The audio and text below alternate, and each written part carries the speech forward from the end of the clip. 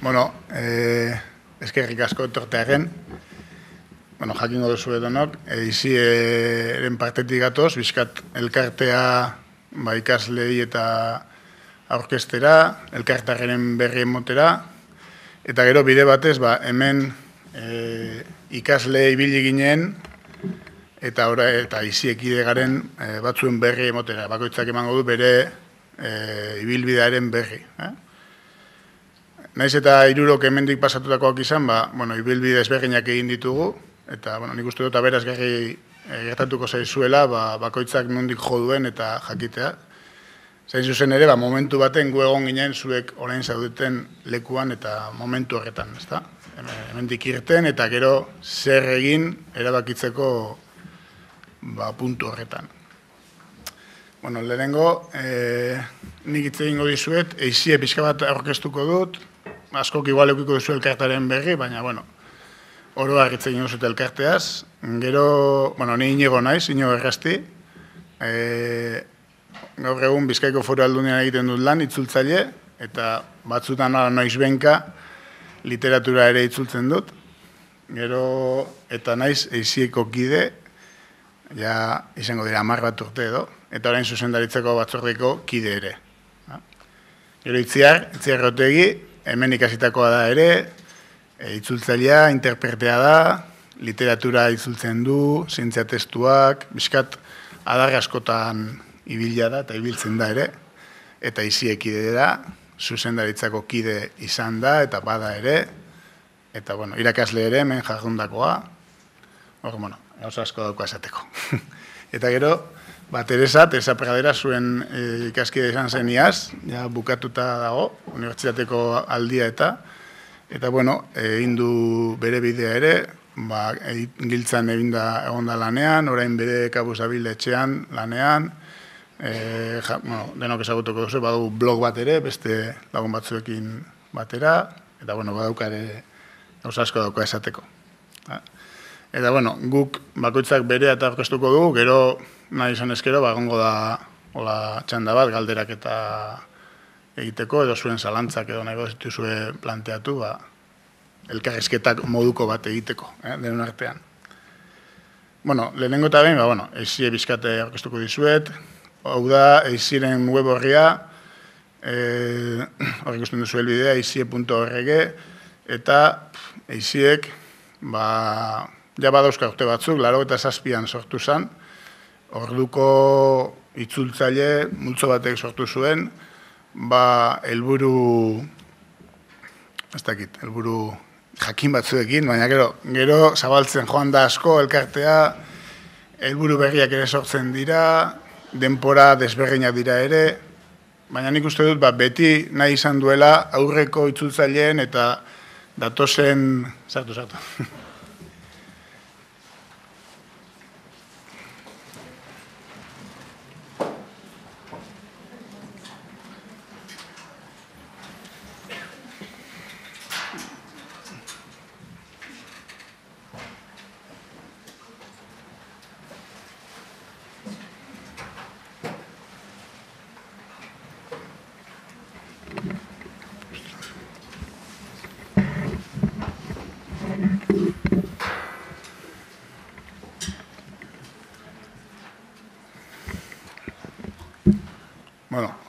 Ongi etorri. Esaten ari nintzen, bizkat aurkezpena egin dut, guirurona, gero bakoitzak egingo du bizkat aurkezpena nahi badu, eta elkarteari nintzen aurkezten. Esan dut, eizie, itzultzaile, zuzentzaile eta interpreten elkartea dela, 87an sortu zen, eta bai orduan eta baino orain ere, nik uste dut, beti nahi izan duela egin lehen aritutako itzultzaileen eta orain hasi berri edo datozen itzultzaileen arteko zubilana. Iruditzen zait, bizitzan gauza guztietan, ofizio guztietan, beti ikasten dugu lehengoen gandik, gero lehengo horiek superatu egiten ditugu, edo beste gauza batzuk egiten ditugu, superatu, nahi bai, superatu. Baina gauzak aurrera doaz, baina nahi eta nahi ez, aurrekoen gandik ikasi behar dugu. Eta orduan, elkarteak bide bat ematen du horretarako. Esan diet, lehen ere, hemen gauden hirurok, zuen lekuan egon gara, batzuk orain dela gutxi, beste batzuk aspaldiago, eta, claro, hemendik irten berritan, bizkat, ez dakizu nola jo, eta egun elkartea gure ustez, guretzako behintzat, izan da beti, ez dakit topagune bat, jente ezagutzeko leku bat, eta norbeira bidea egiteko lagun bat, ezta? Beti nire ustez, aurrekoetatik kopiatu behar dugu, beti ikasten dugu besteei nolabait kopiatuz, geure bidea eginez, baina beste engandik jasoz, eta uste du baizie leku egokia edo proposa da larretarako. Hemen duzuek web horria, iziena, hainbat, denez dugu ikusiko, baina, hainbat informazio dago, argitalpenei buruz, prestakuntzari buruz, ofizioko hainbat gauzari buruz, laguntz, aholkularitza ere eskaintzen da, neurri baten, baina gero amaieran esango dizuet orain ere aurreratuko dizuet, hau itzultzaileek egiten dute, zuzentzaileek, interpreteek, hau da, elkarte bat da, lan voluntario handia dago, orduan, azken baten gure aurkezpenaren helburua da, denok espada, zuetariko baten bat, elkartera horbiltzea, eta elkartearen gandik, edo elkarteko kiden gandik gauzak jasotzea, esperientziak, jakintza, zaguera bat jasotzea, eta zuek ere, guk nahi dugu bintzat zuen gandik ere jaso.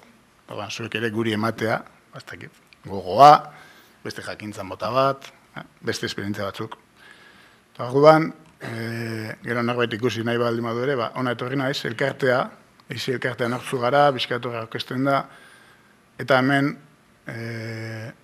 horako powerpoint moduko bat dago, eta horren bitartez bizkat, labur badara ikusiko dugu zertan dabilen eta zertan ibili den elkartea. Ze eskaintzen dugu, esan dizuet bizkat, ez? Hor, alde batetik, albisteak eskaintzen dira, lantzean edo nahiko web horri aktiboa da, eta gauzak berriak ematen dira, edo kursoi buruzko informazioa, edo itzulpen argitalpenei buruzkoa, ikastarei buruzko informazioa ere, elkarteak prestakuntza ere eskaintzen du. Hor, bere momentuan ikusi izan, orduan etzegoen gaur dagoen ikasketa aukerarik, unibertsitateko ikaskatak ezin ziren hemen behintzat egin, eta euskararekin lotuta ez. Egon zen bere momentuan master bat, baina elkarteak ikusten zuen hor utxune bat, zela utxune bat, eta itzultzaileek, zuzentzaileek eta interpretek behar zutela beste erabateko prestakuntza. Esan ziteken, ikasketetan ikutzen ez ziren arloak, edo izan ziteken, ofizioan behin sartuta, jenteak, bizkat reziklatzeko, edo bizkat dagoenan estankaturik ez geratzeko behar zuen prestakuntza edo laguntza bat. Gero, elkarteak, beste alde batetik nahi izaten du ere, gure ofizioaren gaineko gogoeta bat egin, eta gogoeta hori, gauza ezberdinetan, arlo ezberdinetan gauzatzen da. Batzutan argitalpenak dira, beste batzutan ikastaroak izaten dira, bizkata horrela ikusiko dugu. Gure jarduerari buruzko gogoeta bat egin nahi izaten du, beti ere gero material bat eskaintzeko, eta gure lana hobetu egiten laguntzeko. Gero, elkarteak bulegoa Donostian du, eta bulegoan momentu honetan 3 pertsona daude. Hoiek, elkartari dagozkion jarduerak eta lanak bideratzeaz gain, eskaintzen dute neurri bateraino behintzat, aholkularitza bat, edo eurak espadira ere, elkarteko beste norbaiten gana bideratu alzaituzte, eta besteari galdetu, zuen dudak, edo zalantzak, edo nondik jo, gauza konkretu baterako. Hor esan dut hor, prestakuntza dago, gero argitalpenak ere badauzka elkarteak, zenez aldizkaria argitaratzen du urtean behin, itzultzaile, zuzentzaile eta interpretek egindako aldizkari bat da, eta gure lanari buruzko artikuluak eta agertzen dira. Denetarik dago. Handauzkazue ale batzuk, gero nahi duzuenok hartu, ale, zaharragoak edo dira, dana dela web horrean ere jartzen ditugu. Badaude jarrita eta argitaratu da jartzen dira, ere publikatzen dira. Eta honekin batera, beste publikazio batzuk ere badaude hor, adibidez, hau bizkate interesgarri erotzen zait, da itzulpen bezeroentzako gida bat.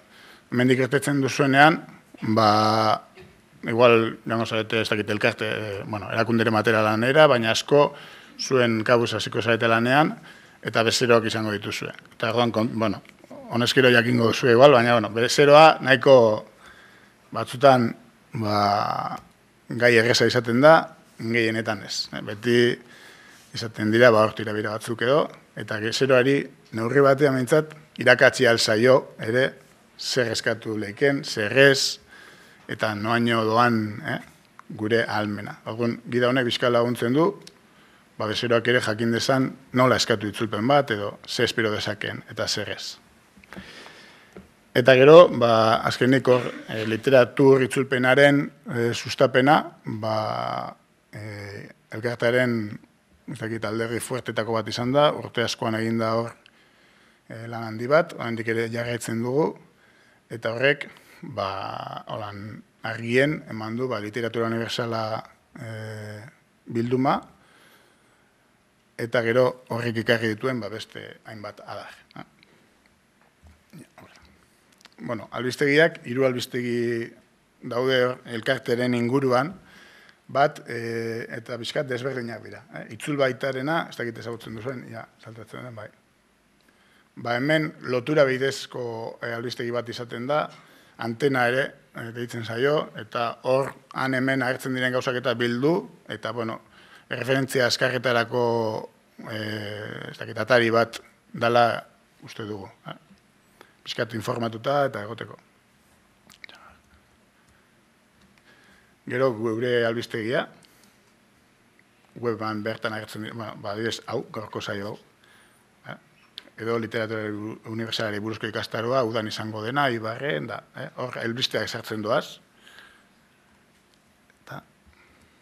Gero, eiziren eskutik, sortu zen, orain dela zenbait urte, bask literature, hau da, euskal literatura, baina hemendik kanpora begira sustatzeko atari bat da. Batez, jartzen da, literatura arloko web bat da, eta euskaratik abiatuta beste hizkuntza batzuetara egiten diren lanen eta berri eman nahi du oroar. Baina horrez gainera itzultzaile, idazle eta abarrei buruzko informazio asko dago.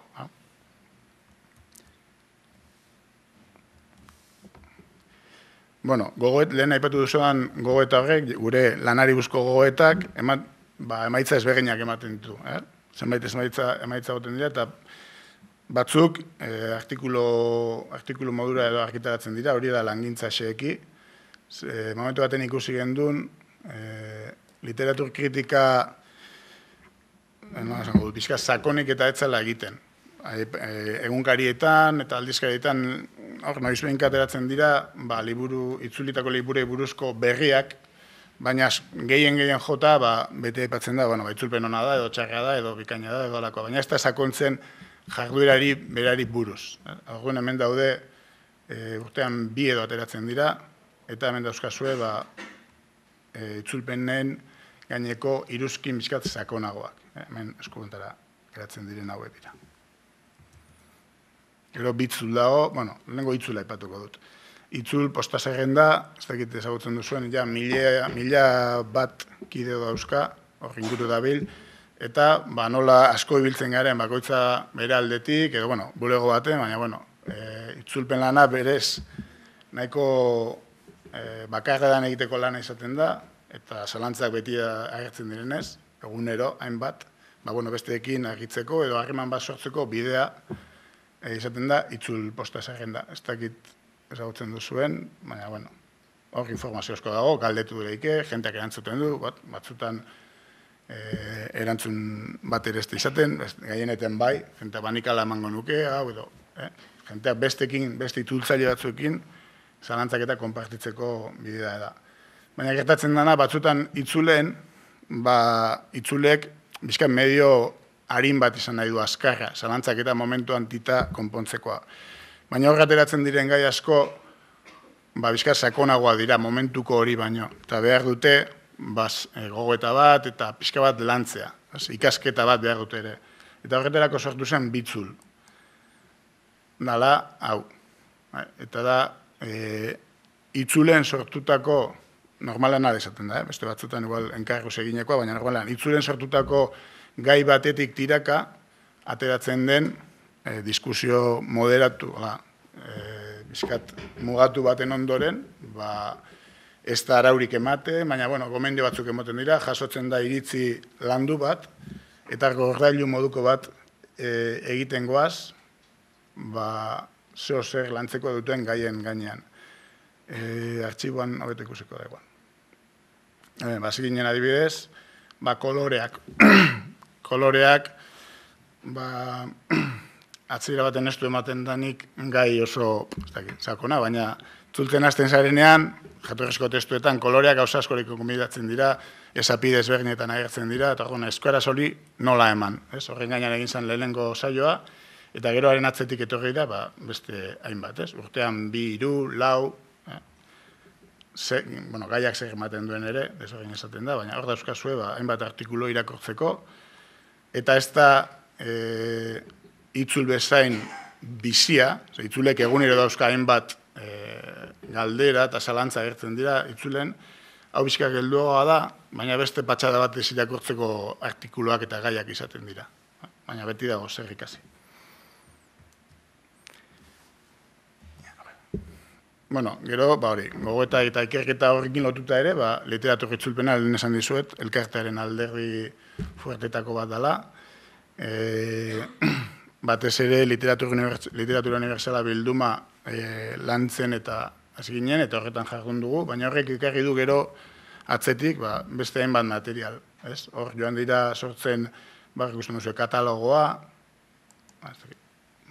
hemen daukazue, bilaketa azkar bat egiteko, tresna bat, zer itzuli den, nork itzuli duen, eta ze hizkuntzetatik, ze urtetan, eta jakiteko, ez dakit, probat egiteko adibidez. Ea zer dagoen Dickensena, Norberan ez ekartzea zerran, ez? Dickens zer itzuli den, eusten itzuli euskarara, hor ematen dizu informazio bat, fitxa modu honetan, eta batzuetan testuak online sarean eskuratzeko moda badago, horretarako loturak eta ematen ditu ere, konsulta gune, majoa da.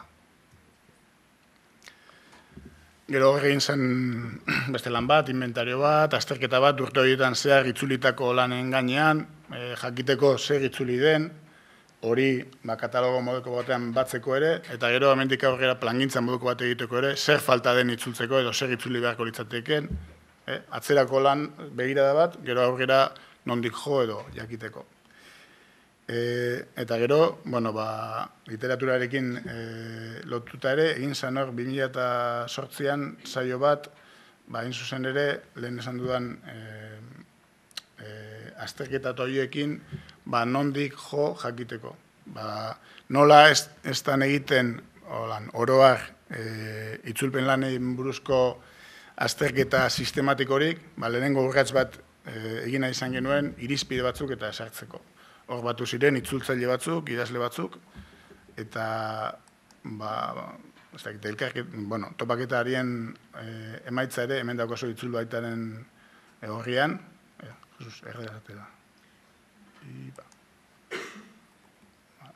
eta, hemen dauzkazue dokumentu batzuk, saio hartatik atera zirenak, ikustu dut oso interesgarriak ere.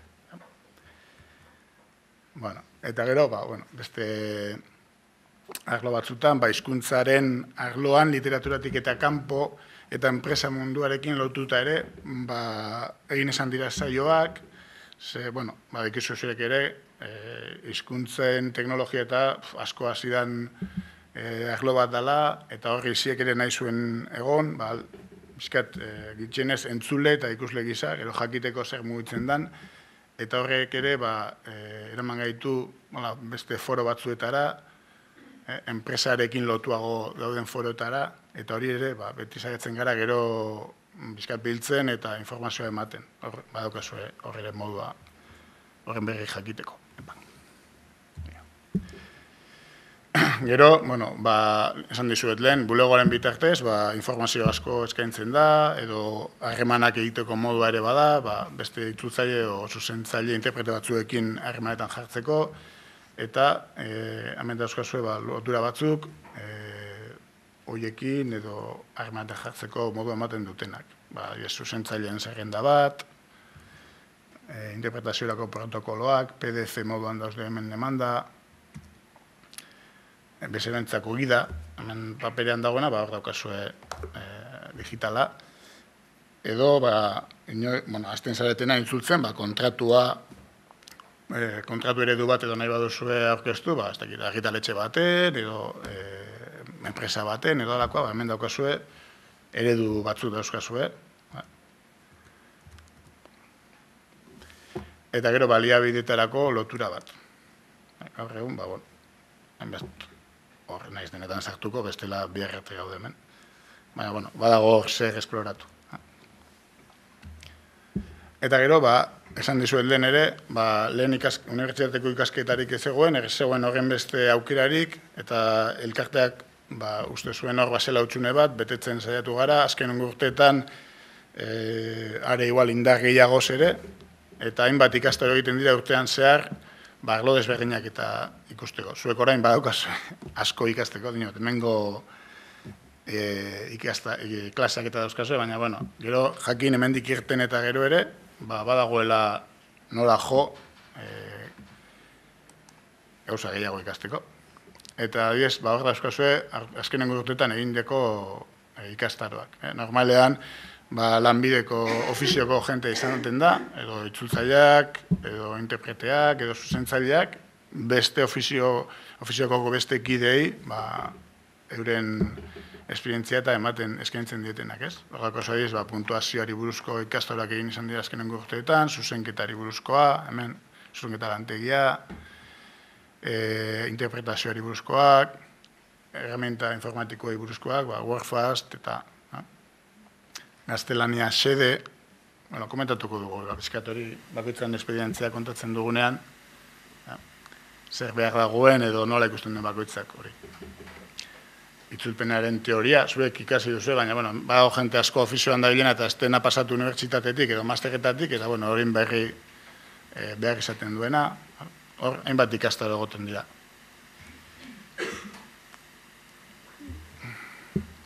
Eta, gero argitalpenak, zenez aldizkaria, da holan argitalpen nagusia, urtean ale bat ateratzen da normala, eta gero beste bat oizkanpokoa, Euskadi saria irabazi duen idazlearekin egiten den saio batetik, sortzen den lana.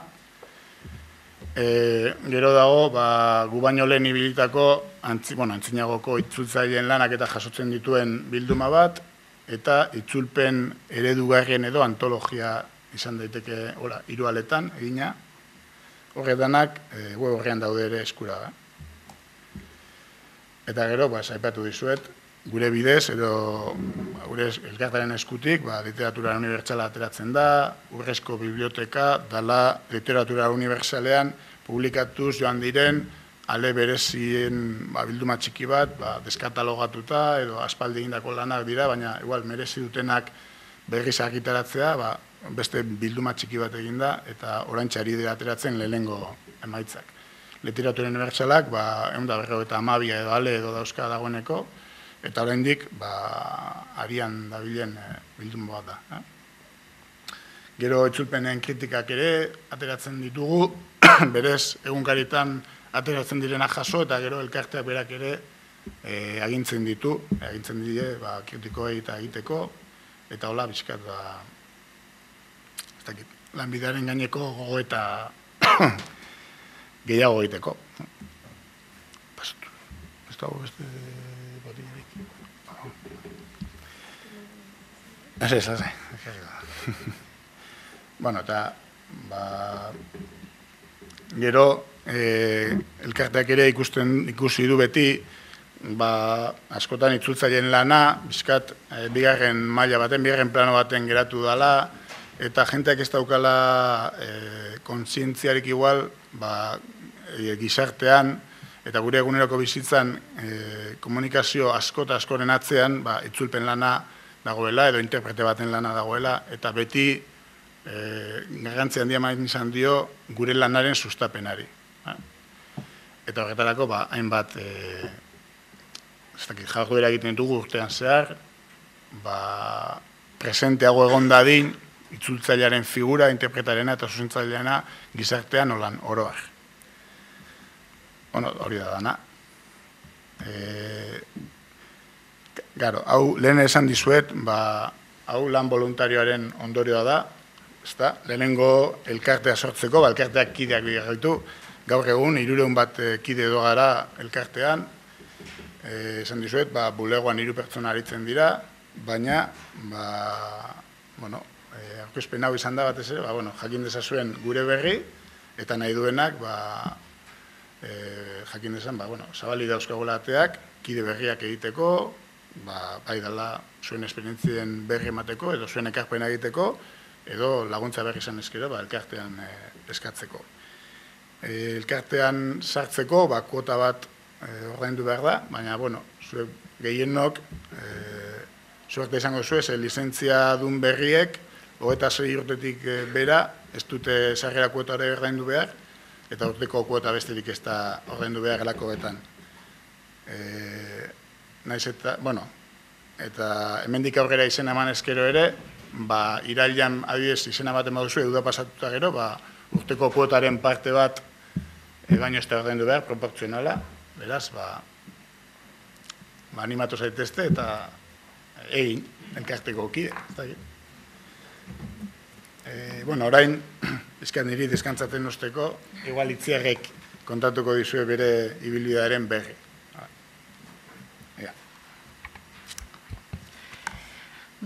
Kaixo, denoi, eta eskerrik asko inigo induzun aurkezpenagatik. Eta, ni saiatuko naiz, pixka bat nire bilbidea kontatzen, eta, ez zertan berezia delako, baizik eta behar bada, hortik abiatuta, gogoeta bat egin daitekelako, norberaren interesen arabera edo. Eta, gero, bukaeran, itzengo ez pixka bat, nik aizien nola ikusten dudan, eta aiziek niri zer eman didan, edo hortaz, kontatuko izuet pixka bat, nola ikusten dudanik hori. Nik, lehenik eta behin esan behar dut, nik itzultzaile gisa baitut urte batzutako eskarmentua badut, baina ezain bestekoa, zenik hasiera batean beste alor batean hasi nintzen lanean. Beste alor bateko zientzia alorreko ikasketak egin nituen, eta gero lanean ere zientziaren alorrean hasi nintzen eta horre banituen urte batzuk. Baina alako batean erabaki nuen itzulpengintzara pasatzea. Zergatik oso luzea izango litzateke esplikatzen. Nik oso baju hitz egiten dut, betiko arazoa da. Ez dirudi, baina interpretea naiz.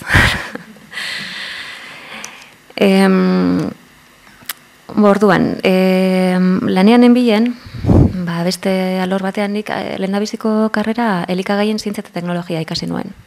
Eta kalitate departamentu batean enbilen lanean, eta alako baten erabaki nuen. Nik itzultzaile izan nahi dut.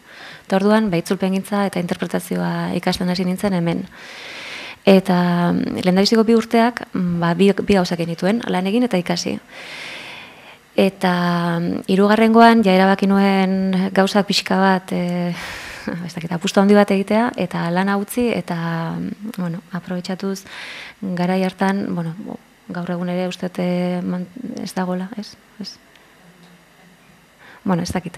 Nire garaian behintzat bazegoen Erasmus eta antzeko proiektuetan parte hartzeko aukera, eta orduan nik eskatu nuen Quebecera juteko aukera hori, eta lortu nuen, eta hori eman zidatenez, pentsatu nuen, orain da, iritsi da momentua apustu handi bat egitekoa. Eta lana utzi eta Quebecera joan nintzen ikasle, eta egia esan ondo atera zitzaidan, ze urte horretan bertan hasi nintzen poliki-poliki, nire zientzia lorreko esperientzia hori aprobetxatuz, hasi nintzen poliki-poliki lanean, eta karrerako azken urtean lan desente egiten nuen, eta transizio hori nahiko ondo atera zitzaidan. Eta zergatik hasi nintzen itzulpengintza ikasten, batez ere literatura itzuli nahi nuelako hori izan, nire asmoa, lehenengo asmoa hori izan, literatura itzultzeko. Baina gero,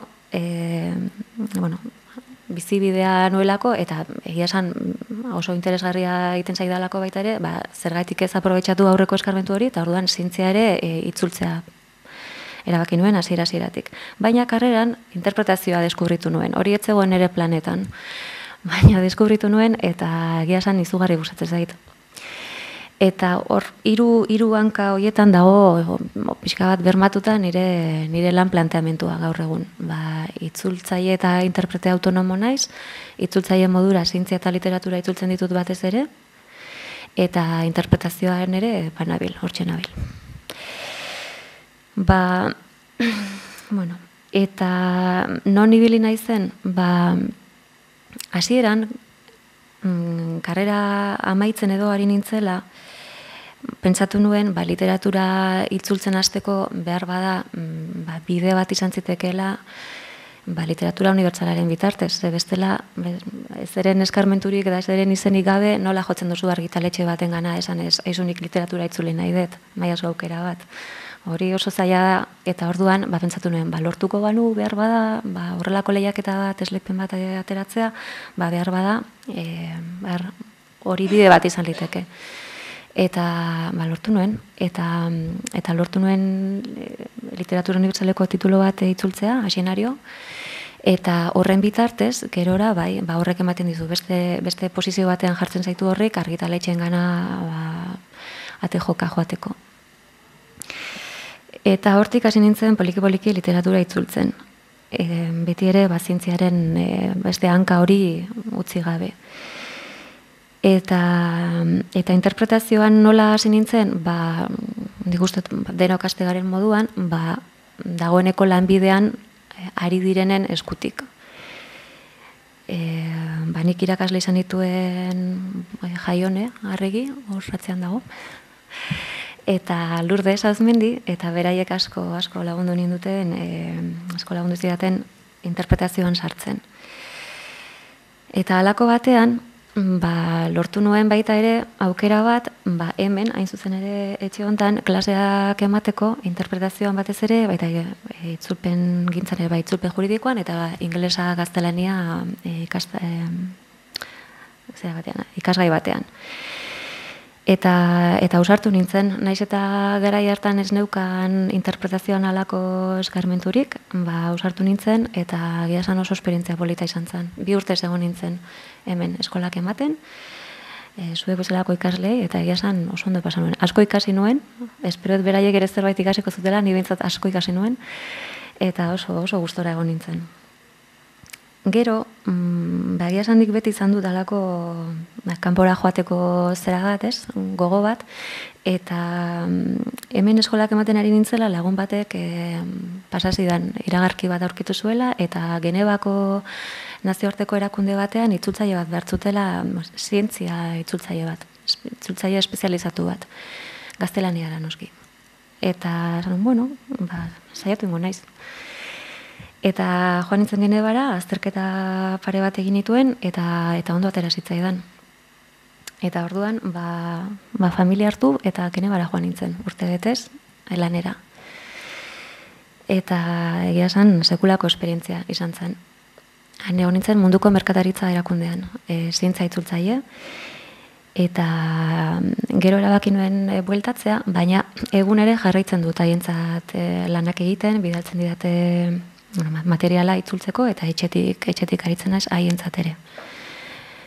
Horretaz gain, EHU-rentzat, EHU argitaratzen du zio bilduma, eta horko titulu bat ere itzultzen ari naiz. Gauzatxo bat edo badaukat literaturan, eta interpretazioan ere bai. Lan asko daukat. Lan gehiegi, esan beharko nuke. Baina oso pozik nabil. Eta gero beste niretzat lorpen handi bat izan da baita ere, aldian behin deitzen diotenean juten naiz Bruselara eskualdeen batzordeko interpretazioak egitera. Eta hori nola lortu nuen,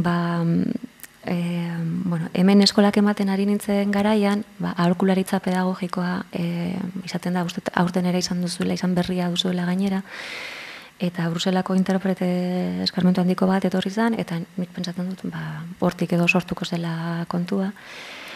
Eta gonbidatu ninduten azterketa bat egitera.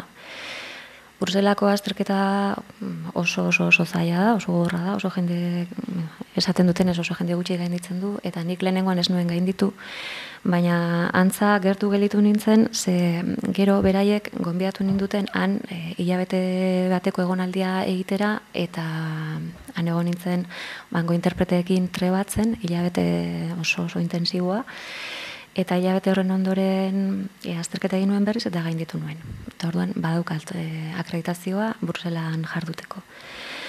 Baina, hango interpreteek bakoitzak gutxienak behintzat badu, ez dakit, 7-8 hizkuntzako zerrenda luze bat bere txarteltxoan, eta ni bakarrik dauzkat 4. Hori haientzat oso gutxi da. Eta praktikan horrek esan nahi du, eskualden batzorderako bakarrik deitzen nautela, hain zuzen ere euskera dagoelako han. Bueno, hori da oroar nire lan ibilbidea eta nire lan planteamentua. Eta, nik horren gainean gogo eta txiki bat egiten hasita, pentsatu dut hau izan ditekela, hortik atera daiteken, nire zeratik atera daiteken zera ondorioa edo. Nik uste interesgarria dela eta norberak, zuek ikasle zarete gaur egun, baino Laster lan merkatura aterako zarete eta, izango duzue preferentzien bat, edo autonomo izan nahi zenuteke, edo alorren bat izango duzue gustukoagoa bestearen aldean, edo eta orduan planteamentu bat egin beharko zenuteke. Zuek nondik nahi duzue jo, eta batez ere zer daukazue zuek, zer berezitasun daukazue zuek merkatuari begira, besteek ez daukana, edo eskaintzeko. Eta hori, zuen indargune egin, bihurtu hori, eta hori eskaini. Nere planteamentua, esan dizuet ez, nere planteamentua izan da literatura eta zientzia, gero interpretazioa sartu da tartean, eta egia esan horretan ere ahalegin handia jartzen dut. Eta gero nere planteamentua lortu nahi nukeena, ez dut esan nahi lortu dudanik, ez da gutxiago ere, baina lortu nahi nukeena da, eskaintzea, hizkuntza bikoitz bat, euskera eta gaztelania. Nahi nuken ere marka diferentziala edo hori izatea. Hori, zaila da eta ikusiko dugu lortzen dudan edo ez. Eta horraino nire lan ibilbideari buruz esan nahi nituenak. Eta orain eizieri buruz. Ni eizieko kide egin nintzen ikuste dut berehala segituan, izan nuen azkarren. Eta nola sartu nintzen ni eizierekin kolaboratzera, garai hartan lehendakari zen Joseba Osak kooptatu ninduelako. Eta gogoratzen naiz ez dakit non izan zen, baina ikastaroren batean edo kointziditu genuen eta esan zidan angeunden batzuk elkartuta esan zidan gaizue, eiziek jendea behar du, gauzak egiteko. Eta animatzen bazarete, badago lana egiteko aukera, eta gauza oso politak egiten ari geha, eta bat eta bestea. Eta ni animatu nintzen, gerturatu nintzen, eta egia esan, ez zaiti inoiz damutu, alderantziz oso pozik nago, eta gainera esango nuke, ez dudala imaginatzen lanbide hau, nik behintzat, eizierekin harreman hori gabe, ez dut imaginature egiten. Eta pentsatzen egon naiz, zer esan dizazueket, zer eman dit niri eiziek. Lehen Inigo aipatu ditu gauza batzuk, aipatu du topagunea, jendea ezagutzeko topagunea, izugarri ona, eta garapenerako bideo bat, horiek dudari gabe. Batez ni eizierekin kolaboratzen hasi nintzenean, itzultzaile autonomonen bilen, oraindik interpretazioan hasi gabe nengoen, eta nik lehen altuago hitz egin behar ez daintzuten. Lehen beste modu batera egiten nuen lan, laborategi batean egiten nuen, gero kalitate departamentuan, lankideak banituen, eta eguneroko lan bizipen hori oso desberdina zen. Eta ni autonomo hasi nintzenean, hasieran oso gogorra egin zitzaidan. zure etxean egoten zara, zu bakarrik, askotan, hau goratzen naiz, ikasle nintzenean, orduan irakasle zebilen, Idoia Noble interpretea, eta berak esaten zuen, bai askotan, pijama naritzen gera, pijama kendu gabe ere, egun osoa pasatzen zaigu batzutan, etxean lanean. Eta egia da, desastre da, osasunera oso txarra da. Eta, orduan, pijama kentzeko modu bat, izan zen niretzat, iziera hurbiltzea.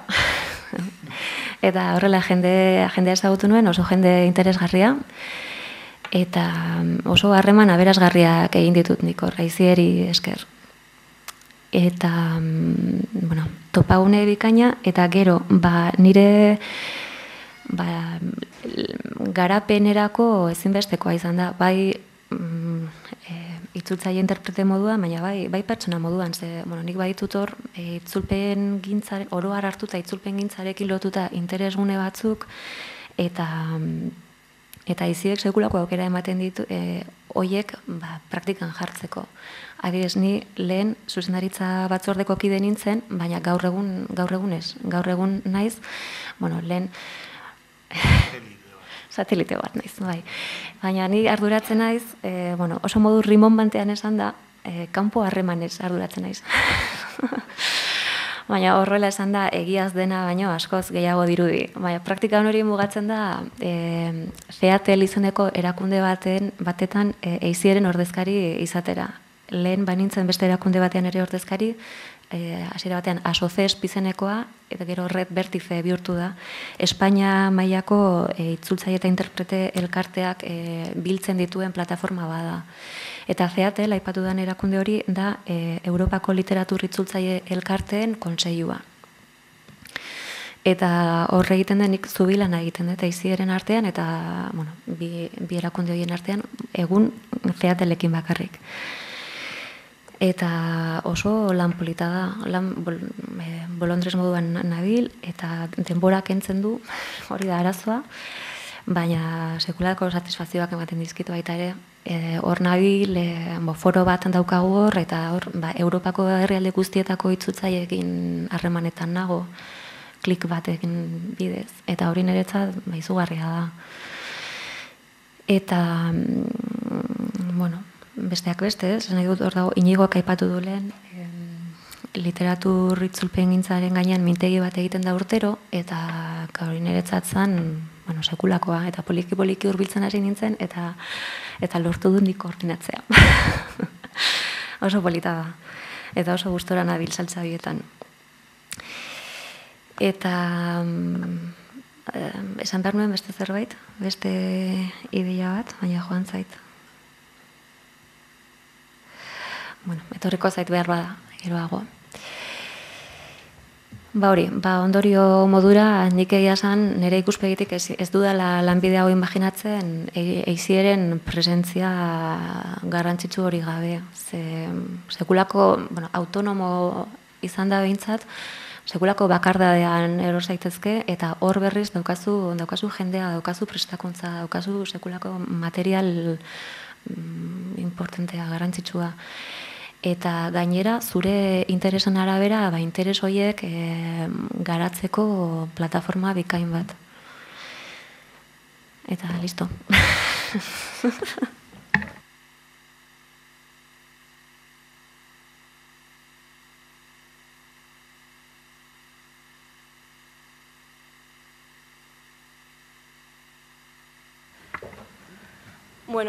Ni Teresa naiz, pasaren urtean amaitu nuen karrera hemen, itzulpengintza ikasi nuen, eta pasaren urtean amaitu nuen ez daukate inok editziarrekin daukaten ibilbidea edo, eta gaur egin nahi dudana da, nik aurkitu ditudan ateak edo aukerak labur biltzea eta hemen zuei eskaintzea. Eta apur bat nire buruan ere ordena jartzea, gauza piloa dago eta ondo dator. Nik itzulpenak egin ditut batez ere Giltza argitaletxearentzat eta 6 hilabete egon naiz haientzat bulegoan lanean euskara liburuen erredaktore edo. baina, erabaki dute itzulpengintza dela nire gustatzen zaidana, eta orduan ez dut horretan jarraituko, eta orain etxetik ari naiz itzulpenak egiten giltzarentzat baita ere.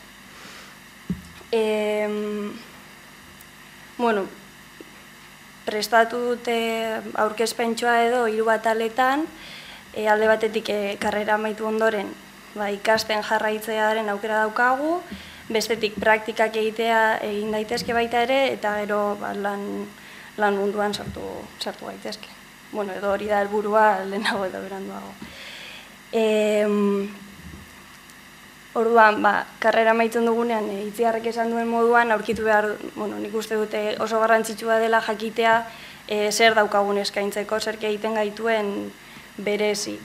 Eta gauza horietako bat izan daiteke daukagun hizkuntza kombinazioa edo, eta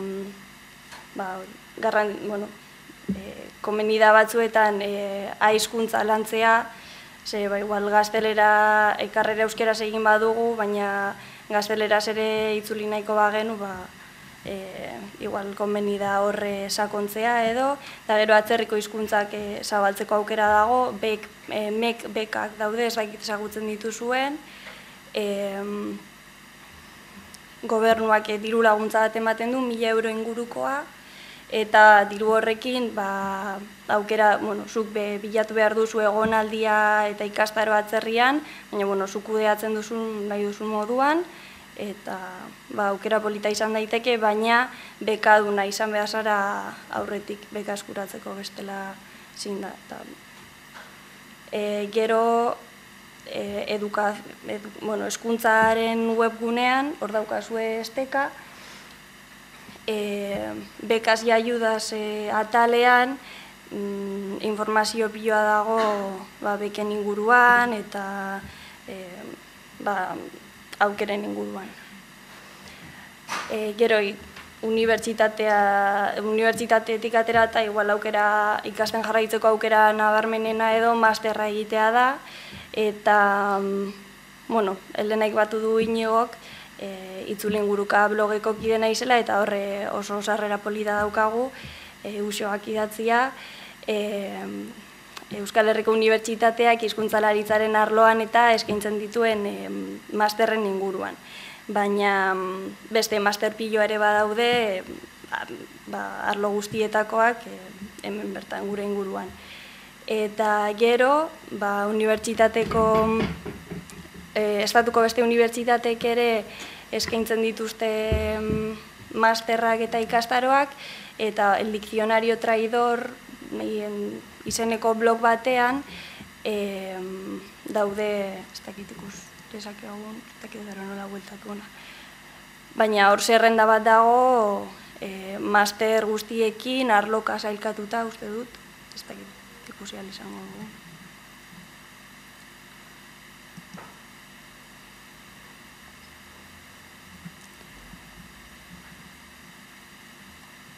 Hor dago izena eta esteka, non egiten den, prezioa eta online egin daiteken edo presentziala den. Eta ikusten duzuen bezala, aukera oso zabala da eta prezioak ere poltsiko guztientzat daude. Eta gero, atzerrian interpretazioa ikasteko eskola ofizialak eta aurki daitezke hemen Europar Batzordearen webgunean informazio piloa dago non ikasi edo ze masterre hartzen dituzten haiek ofizialtzat eta praktikak nola egin eta denetarik daukazue hor. Beste aukera bat izan daiteke bigarren ziklo bat egitea edo beste karrera bat egitea. Eta horrein graduaren kontuarekin eta selektibitatean egon diren aldaketekin ez dakit oso ondo nola dagoen asuntoa. Uste dut plan zarra egin genuen nontzat nahiko zaila dela bigarren zikloetara sartzea eta baita beste karrera bat egitea selektibitateko azterketa berriro egin gabe.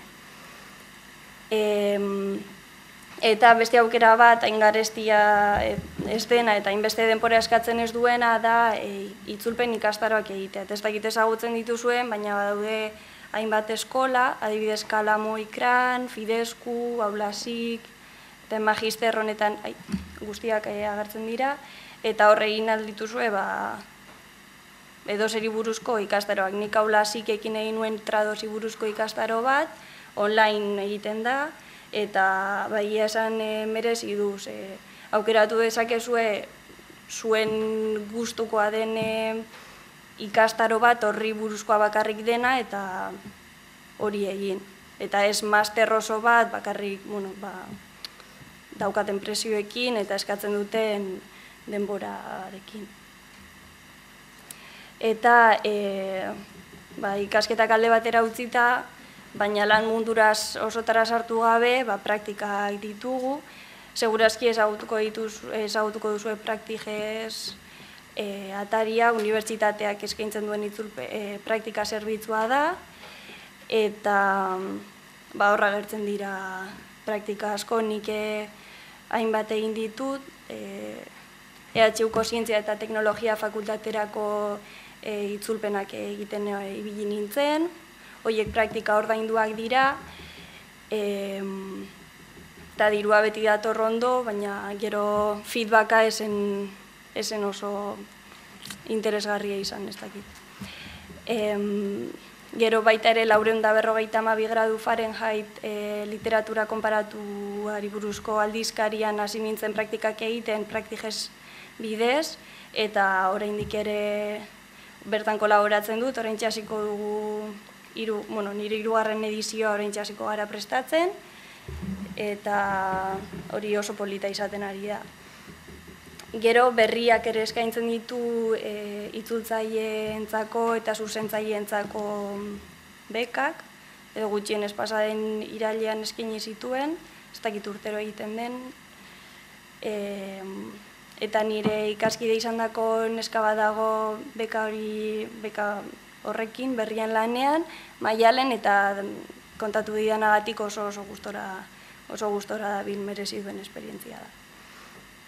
Eta gero itzulpen enpresetan ere egin daitezke praktikak, baina Praktigezen agertzen ez badira, norbera mugitu behar da, enpresak bilatuz eta bertara deituz edo kurrikuluma bidaliz.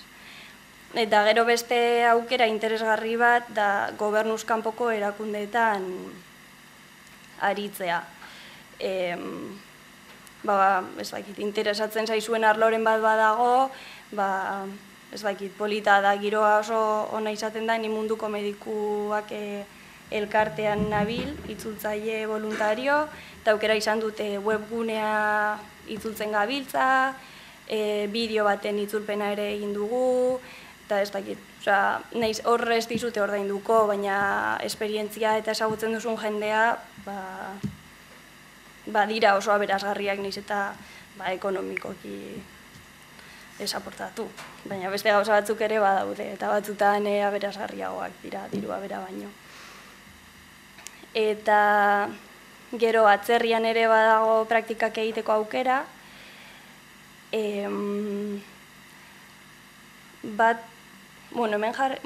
Europar Batasuneko erakundeetan, horrelen erakutsi dizuedan webgune horretan, azaltzen dira praktikak, eta urtean 2 txanda egiten dira, 6 hilabetekoa bakoitza, eta hainbat erakundetan.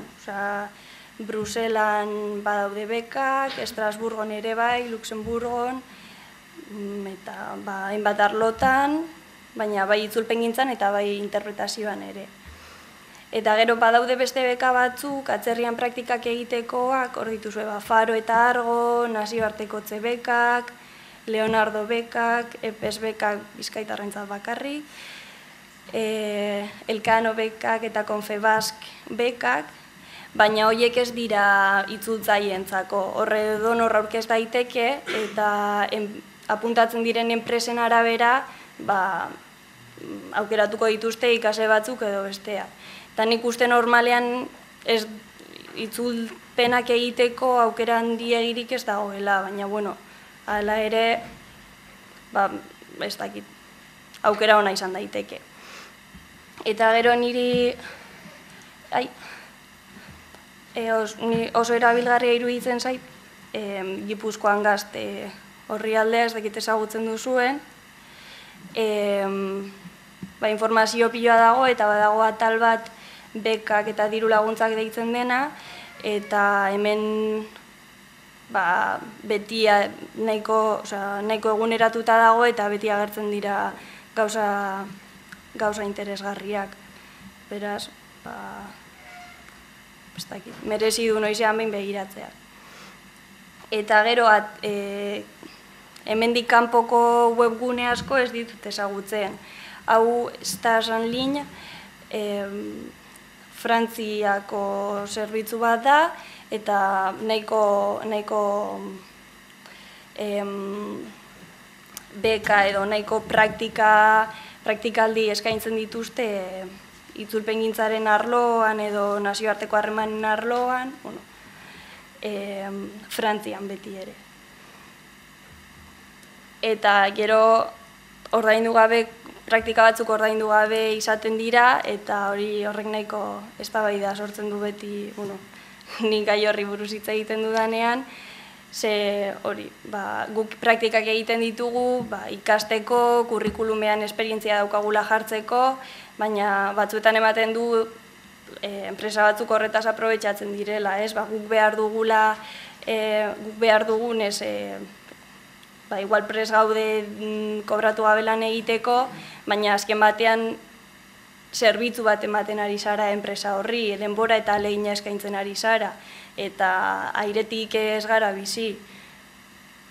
Eta, gainera, ordainduta badira, horrek ere seriotasun puntua ematen dio lanaldiari edo, baina, uste dut enpresaren araberako zerbait dela. Ze adibidez gobernuz kanpoko erakunde batean edo aldizkari batean edo basabiltza, ezin dut, beste donor bezalakoa basara, voluntarioari basara, hori da. Neurtu behar da, ikasten ari zarenak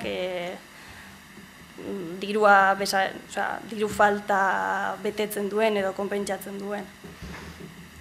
Norberaren arabera beti ere. Eta gero lan merkatuan. Eta lan merkatuan, itzultzailearen lanari buruz aritu aurretik, badago itzulpengintza amaituta berehala gure karrerako jende askok hartzen duen bidea edo, eta da irakaslea izatea atzerrian. Aukera ematen duelako hizkuntzekin lanean jarraitzeko eta atzerrira joateko. Eta hemen nik ezagutzen ditudan 3 aukerak, euskara irakurle aritzea, eta hori Etxepare Institutuak koordinatzen du. Ez dakit aurtengo deialdiren bat zabaldu duten, nik ez dut ikusi behintzat, baina horra agertzen dira eta egunkarian ere publikatzen dituzte. Eta gero gaztelaniazko irakurleak ere badaude unibertsitateetan, eta igual ezagunena dena, edo gutxienez nire klaseko gehienek egin dutena, eta elkarrizketa laguntzaile joatea. Eta beka hauen bitartez, mundu osoko eskoletan egin dezakezu lan, ez dira astean ordu gehiegi eta nahiko ondo ordainduta daude, eta hori, puntuak ematen ditu adibidez gaztelera irakasle kursoa egin izanak. Ez dakit ezagutzen duzuen, ikastaro uste du deitzen dela, Gasteizen egon badago aukera ikastaro hori egiteko edo online ere egin daiteke. Eta horrek puntuak ematen ditu eta horrek errestasuna nahi duzuen lekuetan plaza lortzeko. Eta orain itzultzaile kontuak nola sartu batez ere, ni etxetik banabil itzulpenak egiten eta, baina Giltza argitaletxearekin eta izan zen apur bat suerte kontua edo, eta ez naiz autonomo, ez ezer momentuz gutxienez. Eta soldatapeko itzultzaile lanetan aritzeko lan eskaintzak agertzen dira noizbehinka lana eskaintzen duten webguneetan, edo bestela lanbila, Praktiges lanbila unibertsitatearen zerbitzuan bertan, gero EISIek ere ateratzen ditu eskaintzak, eta gero EURES izeneko atarian ere aurki daitezke. EURES da el portal europeo de la movilidad profesional, hau da Europan zehar edo Europa osoan lan egiteko aukera eskaintzen du, eta horre kurrikuluma bete daiteke, eta laguntza asko ematen du kurrikuluma nola egin kurrikuluma egiteko, edo herrialde bakoitzean zer eskatzen duten jakiteko, paper kontuak eta denetarik. Oso ondo dago. Eta beste aukera da itzultzaile autonomo izatea.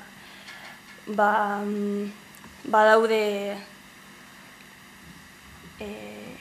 zerrendak edo webgune batzuk non jendeak itzultzaileak behar dituela esaten duen, eta hor erregistratzen bazara aukera daukazu eskaintza horiei erantzuteko, eta aukeratzen bazaituzte hori itzulpena egiteko.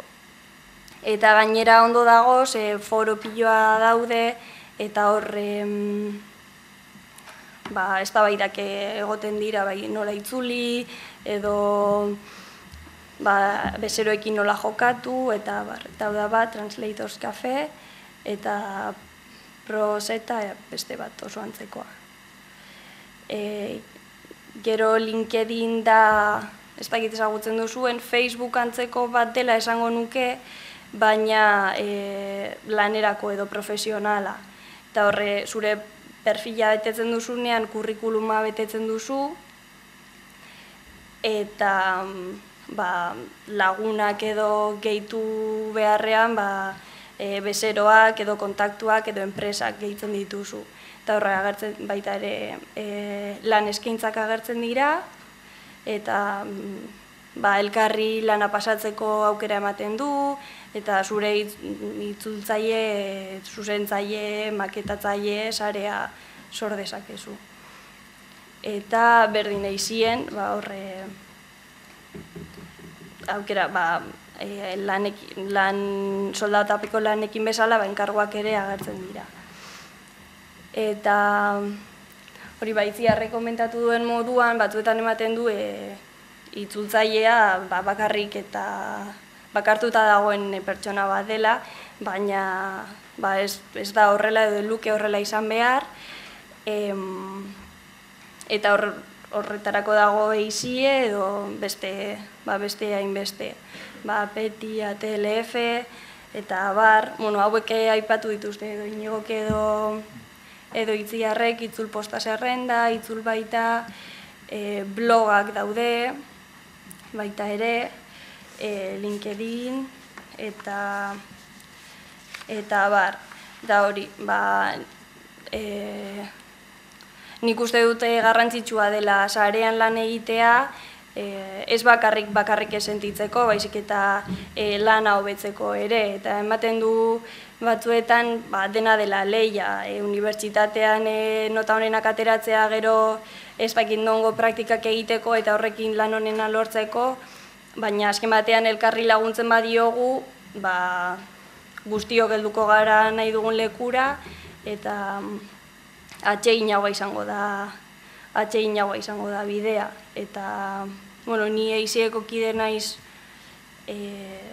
Urritik edo, eta egin nintzen interpretazio ikastaro eskaintzen zutelako, eta EISIeko kide eginda presioa merkeagoa zen ikastarora joate, eta zen nuen ingo naiz, horrela ja kide izango naiz, eta gainera gutxiago ordainduko dut. eta lehentasuna ematen dizute ikastaroetan eta abuntatzeko. Eta hori, nik momentuz bakarrik eduki dut aukera bi ikastaro egiteko, baina oso interesgarriak izan dira biak ala biak, eta gainera jendea ezagutzen duzu, zu bezalako jendea ezagutzen duzu, eta ez dakit. Polita da ikustea hori, fase desberdinetan dauden itzultzaileak, urte asko daramatzatenak, ni bezalako hasi berriak, hainbat arlotan lan egiten dutenak, eta beraz, animatu. Eizieko kide egiteraz, berehala konpentsatzen du, ez dakizen baten kuota, baina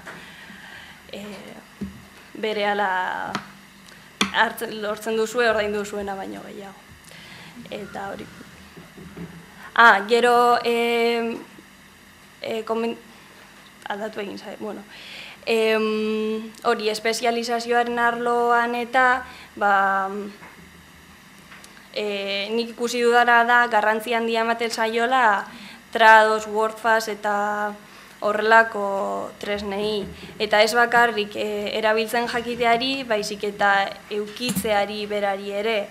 Eta momentu honetan hori da nire traba handienetako bat edo itzulpen munduan guzti sartzeko, programa garestiak dira eta erabiltzeko errezak ere ez. Eta hori, baina Translators Cafe edo Prozeta horretan guztietan ikusiko duzue trados eskatuko dutela itzulpenak egiteko. Batzuetan eskatzeagatik eskatzen dute, bezeroek ez dakite zer den edo zertarako badakite baliagarria dela edo erabilgarria dela eta igual horrekin gutxiago kobratuko duzula laguntza daukazu. Baina hori, ez dakit. Ni ari naiz egiten software librearen aldeko apustua apur bat eta Omegaterekin saiatzen ari naiz, baina ez dakit epe luzera balio dezaken aukera den edo ez. Momentuz niri balio dit. Eta hori, bestelik ez.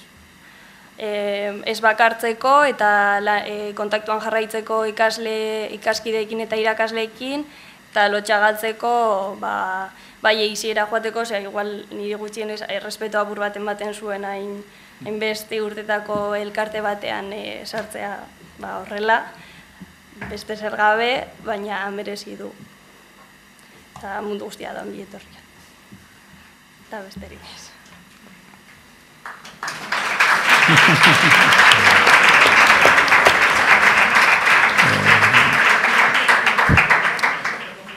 Bueno, hori batez ere ez lotzarik izan. Etorriz, guere ikasten ari gara. Denpora guztien ari gara ikasten. Bueno, ez dakit nahi duzuen nik nirea kontatzea edo denpora asko pasada ja. Ez dizuet pelmadarik enban nahi. Ez dakit zuetako inok ezer galdetu nahi duen edo... Bai, esan.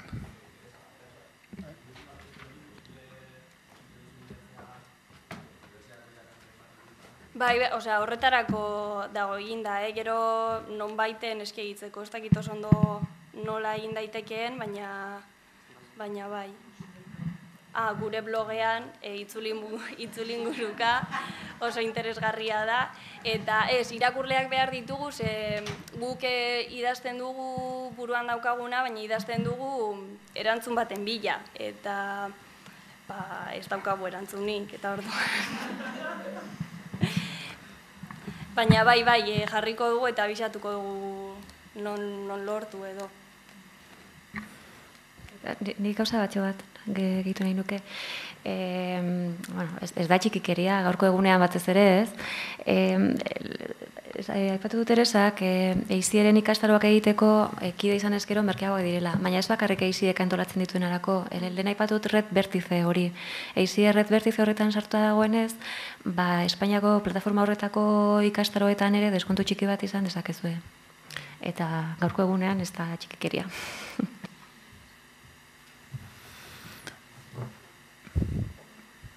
Bai, zeuk. Bueno. Ez galderatxo bat bakarrik. Eta kide izateko balintzarik bete behar da, edo zeuze berezirik?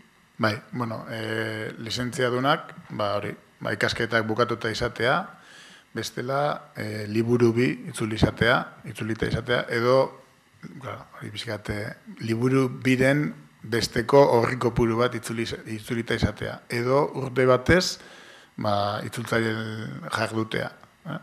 Baina, bueno, lizentzia eskuratzen duzunean, horria ez dago beste, eta hori, sarrera kuota ez duzu ordaindu behar, eta, bueno, dirutxu bat da. Bai.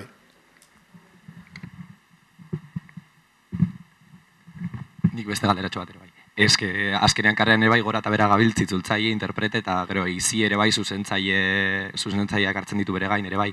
Orduan, hori zelan dijoa, gero karrera amaituta hartzen duzu, bilatzen duzu zure lekua, edo konpartitzen dituzu ere bai zuk lehen esan duzun moduan mila ezberdin, o zelan egiten da hori? Bueno, nola nik ez duan nire kontaktu ba. A ber, nire iruditzen zait, gauza bat, oinarrizkoa da norberaren jarrera. Eta jarrera, esan nahi dudana da, jakiteko, ikasteko gogo esatea etengabe. Osa, batek izan behar du, jakin min, asezina. Hemen barruan olako zer bat, beti eskatzen dizuna gehiago honek hau nahi dut, hobeto egin nahi dut, gehiago ikasi nahi dut, eta gero, ni interprete, bueno, ibili izan naiz, baina ez da nire kontua. Nik argi ikusi nuen itzultzaile nahi nuela. Eta horretan hasi nintzen. Gero, egia da, nire ustez, badaude, adibidez hor zerrenda bat dago, zuzentzaileena, ez dago zuzentzaile izateko prestakuntza espezifikorik, baina nire esperientzia gaitik, zuzentzaile ez da bat egiten, karreratik irten edo biharretzara zuzentzaile. Nire ustez, nitzultzailea naiz, nire zuzentzailea horrek eskatzen du, beste ezagutza bat edo beste ardura bat entzata. Eta ezagutza hori, jardunean hartzen da. Egongo da inor itzultzaile izan gabe zuzentzaile dena. Gurean ez dut inor ezagutzen. Eta lehenengo zango nizuke igual pasatzeko itzultzaile etapa hori gero zuzentzaile egiteko. Hola bizkat horrela kokatzen da bakoitza bere lekuan. Eta ez dakit gehienok, imaginatzen dut, hemen nahi dut, Euskal Herrian eta Euskararekin lan egin nahi duzuela, egongo da, kanpora doan jentea ere egoten da, baina hemen geratu nahi baduzue, hizkuntza hori benetan ikastea. Eta tamalez, hemendik aterata, asko ikasten jarraitu beharko duzue. Nik neuk, 10 urte badira hemendik erten nintzena, eta ondino jarraitzen dut. Eta pile bat zalantza dauzkate egunero eta izango ditut. Orduan, nahitaezkoa da, beti espiritu kritiko bat izatea. Eta beti nahi izatea, hobeto ezagutzea euskara. Horretarako zer egin behar duzun? Gramatika ikasi, nahi eta nahi ez. Bizkat astuna da, hola gramatika hartuta ikastea, baina nire ustez funtsezkoa da. Eglu, ez dakit ezagutzen duzuen, Euskal Zendiaren Euskal Gramatika lehen urratxak, horiek goitipera irakurtzea ez, ikastea, denporaz, itxika. Gero, imak, Bai, a ber, esan dira, nik oraindik ez da euskat bukatuta, eta 10 urte bat dira mendik erten nintzena. Hartu eta lantzean behin, baina geratu gabe, beti hobetzen.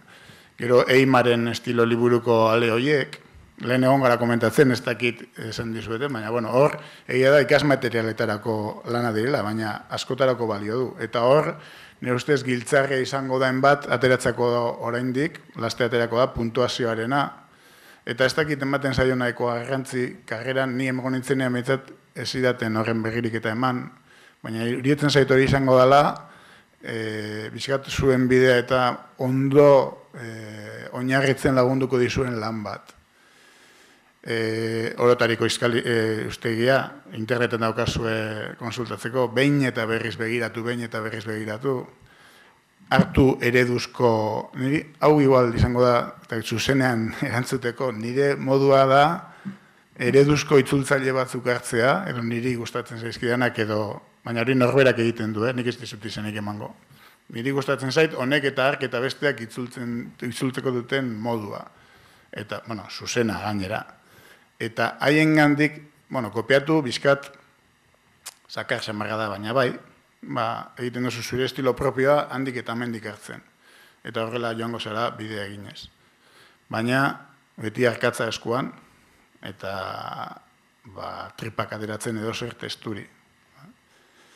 Eta hori da, nik uste duana. Gero nola kolokatzen den bat, denporak izango dizu, baina zure lana da oinarria. Eta etengabe hobetu nahi izate hori, eta gehiago jakin nahi izatea. Ez dakit erantzun dizudan edo, bai.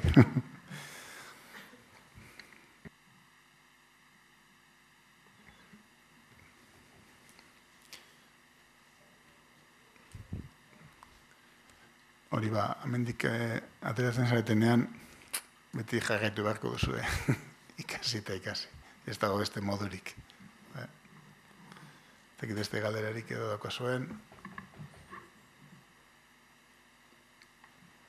Labur, ez dakit inoak interes berezik duen, ez da ipatu administrazioko lana. Administrazioan egiten du lan, gaur egun egia esan, ematen du nahiko itxita dagoela bide hori, gero eta murrizketa gehiago eta dago, nik esango dizu, ni alako baten sartu nintzen, ez da oposizio baten bitartez ere. Lanpoltsa bat zabaldu zen, EIBAPek egin zuen nola deialdi bat, itzultzaileak eta hartzeko, han izena eman, da egin nuen azterketa, eta handi bizkat iraka, hasi nintzen batean da bestean, eta gero oposaketa batera aurkeztu, eta horrela. Baina egia esan gaur egun, bizkat, ez dakit ez dan bidea gortu bat edo, momentuz.